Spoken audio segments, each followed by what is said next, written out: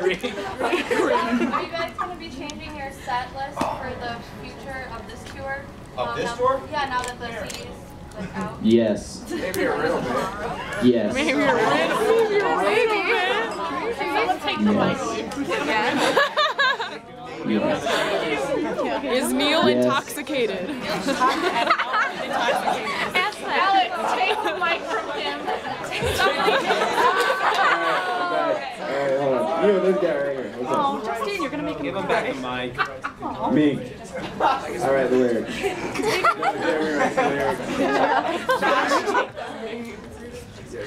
Next question. I'm gonna do dude in the back. Dude in the back. Nice, thank you. Why weren't you at work this past? Yeah. Because we did it. Easy. We were recording. Yeah, we were recording a record. And we did it the year before. No! Yes, we were. Actually, we did. Jared. I was in Orlando. Yeah, me and Jared went to Orlando. Oh, Alex was there too, but he wasn't hanging out with us. He was too cool for me and Jared. Next. Dude, man. Can we get more microphones? We don't know. We don't know. What? Yeah. Nothing. Nothing. Oh, was that a nod? Was that a nod? I'm just kidding. I'll do one. Wait, is that me? This one's for Kevin only. You such at pointing. Security. You're fucking out of here. So, Only question. we have been trying, well, Stop talking. I can be serious right now. Okay, so we were looking at the album artwork, and you guys always have really creative album artwork. So we were kind of trying to decipher almost what all this stuff meant. Can you kind of go into a little bit of depth? It's you know, it's a lot of different things that kind of ties the record together. Like, you know, the title kind of ties everything like together when it comes to all the stuff that the record's about. Whether it be, you know, separating yourself from like your peers, or like, for instance, some of us lost some family members on this last record cycle, or like things like deteriorating like in your personal life, you know, when you can't really be there too. I mean, it's more like life goes on when you're not there kind of thing. So that's why the hourglass, and you're separated by time and distance, you know what I mean? So it kind of ties everything together, like all the different things that the record talks about. Thank you. Right here. All right, here. Whoa, time out. Is anybody raising their hand over here? Right here, with the glasses. Absolutely. On the right is Andrew Wade. Let me see this. I'll point these out. We got Tom Denny right here. This is James Doby, who's done a few different music videos for us. I'm not positive. This might be his brother. May or may not be Rob Doby, the guy who did the artwork. About to fall. This is Drew Russ, the guy who does a lot of our video stuff, all the funny stuff you see us do.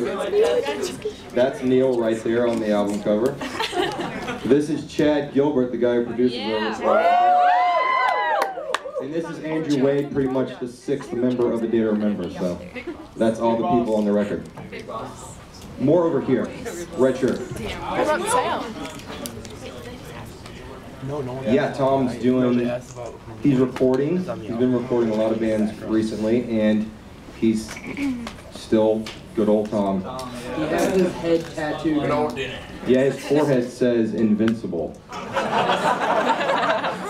And he's getting his entire head. Yeah,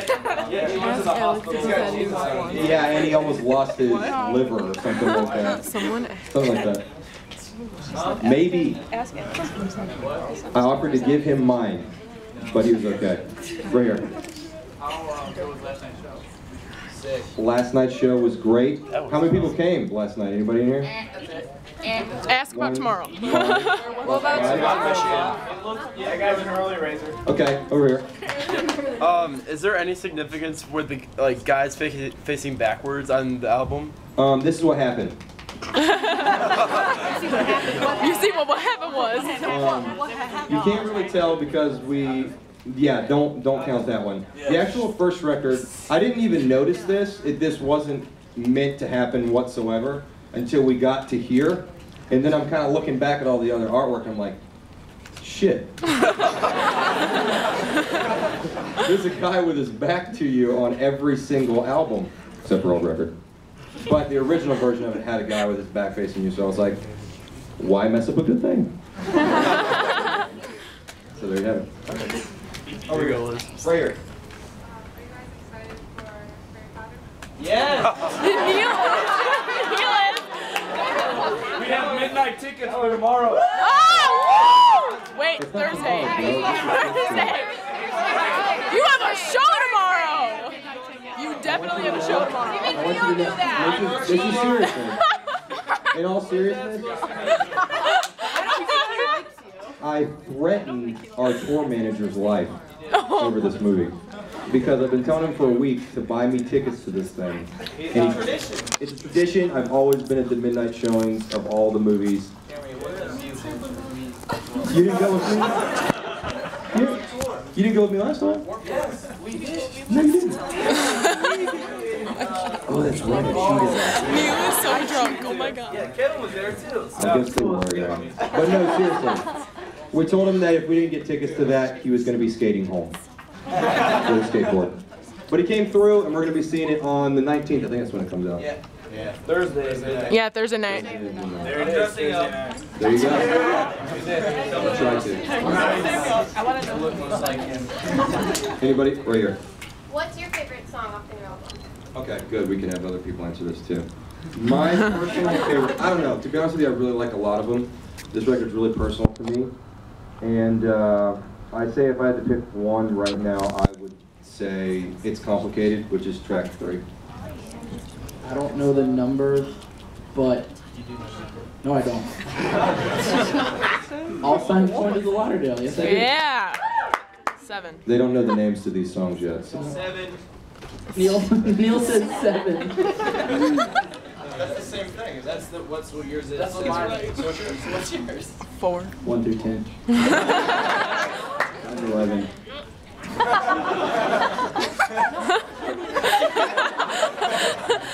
I like Sticks and Bricks. Yeah. I just said that in an interview out there. Did you? Yeah. Weird. Next. Have you had any strange encounters with the number 44 lately? Always. Look at, Neil just got new tattoos actually. Show them. On the thumbs. That does say 44 on his thumbs. Oh, wait. Didn't we just have one last night? On the way here.